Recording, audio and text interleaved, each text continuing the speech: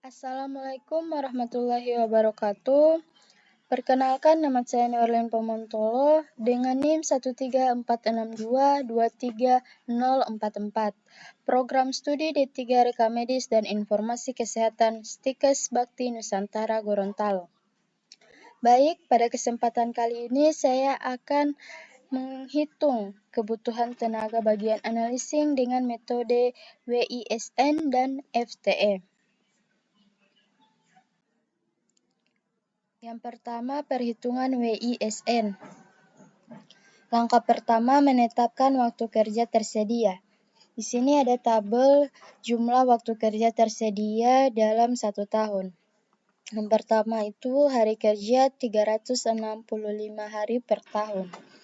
Cuti tahunan 12 hari per tahun, pendidikan dan latihan 5 hari per tahun, hari libur nasional 15 hari per tahun, ketidakhadiran kerja 7 hari per tahun, waktu kerja 8 jam per hari, waktu kerja 326 hari per tahun, dan jam kerja 2.608 hari per tahun.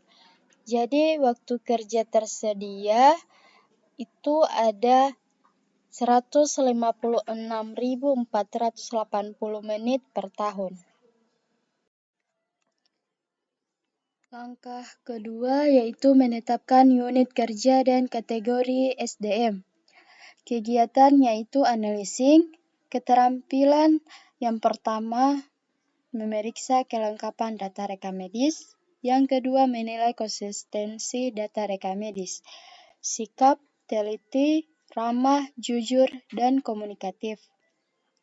Pendidikan D3 Reka Medis dan Informasi Kesehatan.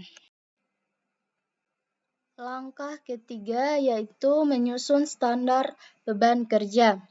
Ada kategori SDM yaitu D3 Reka Medis dan Informasi Kesehatan. Unit kerja atau kegiatan pokok yaitu analyzing.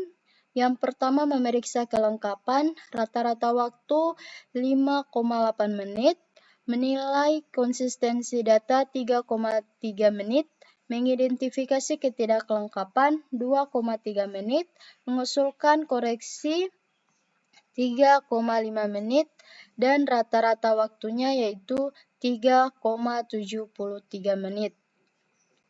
Maka standar beban kerja itu 156.480 menit kerja per tahun dibagi 3,73 menit.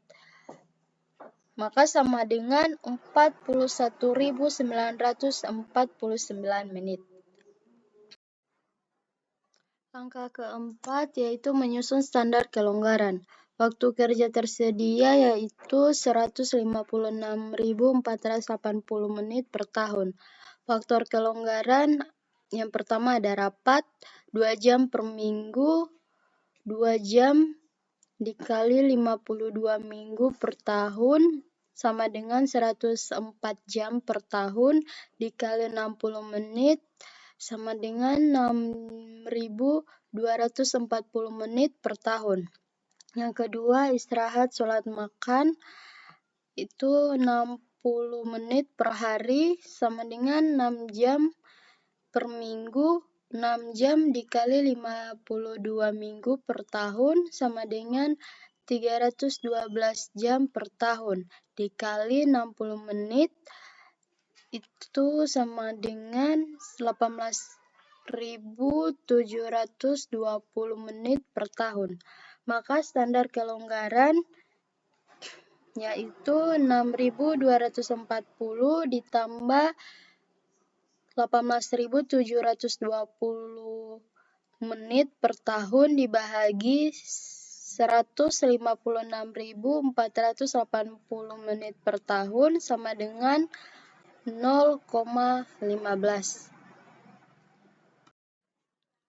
Langkah kelima, yaitu perhitungan kebutuhan tenaga per unit kerja. Jika diketahui bahwa kunjungan rawat inap adalah 3.000 orang, kunjungan rawat jalan 65.000 orang, dan IGD 7.000 orang, maka kuantitas kegiatan pokok untuk petugas analyzing adalah 75.000 orang. Jika standar beban kerja bagian analyzing adalah 41.949 menit dan standar kelonggaran adalah 0,15, maka perhitungan kebutuhan tenaga bagian analyzing adalah 75.000 ditambah 0,15 dibagi 41.949 sama dengan 1,93 dibulatkan menjadi 2 orang. Selanjutnya adalah perhitungan FTE. Hitunglah kebutuhan tenaga pendaftaran rawat inap yang dibutuhkan di Rumah Sakit Baktara pada tahun 2024, di mana berdasarkan data pelaporan 3 tahun terakhir, kunjungan pasien rawat inap sebagai berikut. Pada tahun 2022, itu ada 23.675 pasien. 2023 ada 31.834 pasien, dan tahun 2024 itu ada 37.520 pasien. Jadi jumlah keseluruhan di 3 tahun terakhir itu ada 93.029 pasien. Langkah pertama yaitu tentukan deskripsi kerjanya, yaitu pengumpulan data rekam medis, pengelolaan data rekam medis, penyimpanan dan pemeliharaan rekam medis, dan penggunaan rekam medis dalam perawatan pasien. Langkah kedua yaitu tentukan waktu kerja. Dari hari Senin sampai Kamis dari jam 7.30 sampai jam 11 sama dengan 3,5 jam. Hari Jumat dari jam 7.30 sampai jam 10 sama dengan 2,5 jam. Hari Sabtu jam 7.30 sampai jam 10.30 sama dengan 3 jam. Total jam kerja seminggu sama dengan 19,5 jam. Langkah ketiga yaitu tentukan angka ideal. 1 tahun sama dengan 52 minggu. Cuti per tahun sama dengan 2 minggu. Hari libur pertama sama dengan 4 minggu. Minggu kerja per tahun sama dengan 46 minggu. Jam kerja per minggu sama dengan 19,5 jam. Jam kerja per tahun sama dengan 897 jam per tahun. Langkah keempat yaitu tentukan jumlah capaian beberapa tahun terakhir.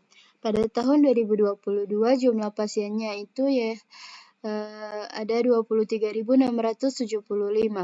X-nya min 1 dikalikan hasilnya jadi min 23.675. X kuadratnya 1. Pada tahun 2023 jumlah pasiennya 31.834.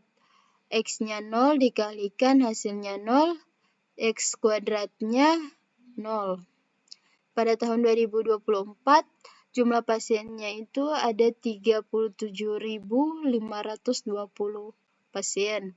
X-nya 1 dikalikan hasilnya 37.520. X kuadratnya 1. Jadi jumlah keseluruhan pasien di 3 tahun terakhir itu ada 93.029. Dan hasil dari XY yaitu 13.845. Dan hasil X kuadratnya itu 2. Langkah kelima yaitu tentukan beban kerja dengan metode kuadrat terkecil.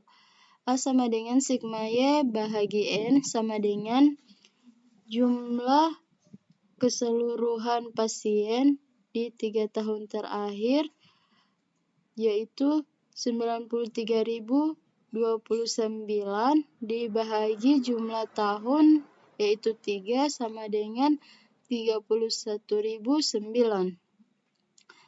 B sama dengan sigma XY dibahagi sigma X kuadrat sama dengan jumlah XY, yaitu 13.845 dibahagi jumlah X kuadrat, yaitu 2 sama dengan 6.922,5. Jadi beban kerja di tahun 2025 yaitu Y sama dengan A ditambah BX sama dengan 31.009 ditambah 6.922,5 dikali 3 hasilnya 65.621,5. Langkah ke-6 yaitu tentukan standar waktu kerja. Misalnya hasil 10 kali pengamatan. Pengamatan pertama itu 67 detik, pengamatan kedua 77 detik, yang ketiga 85 detik, yang keempat 104 detik, yang kelima 99 detik, yang keenam 112 detik, yang ketujuh 50 detik, yang ke-8 74 detik, yang ke-9 69 detik, dan yang ke-10 88 detik. Waktu normal sama dengan jumlah waktu pengamatan 432 dibahagi jumlah pengamatan 10, hasilnya 43,2. Maka standar waktu kerja sama dengan waktu normal ditambah waktu normal dikali percent allowance sama dengan 43,2 ditambah 43,2 dikali 15%. Hasilnya 49,68. Langkah ke-7 yaitu tentukan target per jam. Target per jam sama dengan 1 jam yaitu 3.600 dibahagi standar waktu yaitu 49,68 hasilnya 72,46. Langkah ke-8 yaitu hitung kebutuhan jumlah tenaga kerja. Jumlah beban kerja dibahagi target per jam dikali jumlah jam kerja per tahun itu 65.621,5 dibahagi 72 dikali 897 hasilnya 1,016 dibulatkan menjadi 2. Jadi kebutuhan tenaga kerja adalah 2 orang.